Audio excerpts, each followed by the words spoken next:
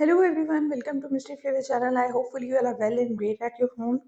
ईद मुबारक सबको। तो चलें स्टार्ट करते हैं अपने किचन में मोहब्बत का ड्रिंक बनाने के लिए।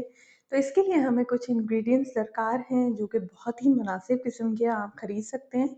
स्ट्रॉबेरी प्योरी मैंने बनाई थी, फिर इसके साथ जेलीस जाएंगी, साबूदाना जाएगा, बेसल सीड्स जाएंगी और ऑलपर्स का हम लोग मिल्क यूज़ कर रहे हैं इसके अंदर।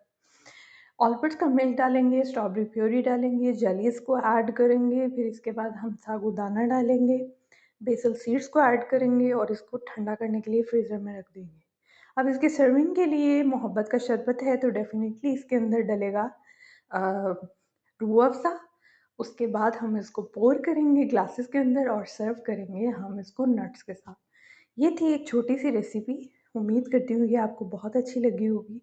इंशाल्लाह एक नई रेसिपी में फिर मुलाकात होती है। तब तक के लिए अल्लाह निगहबान।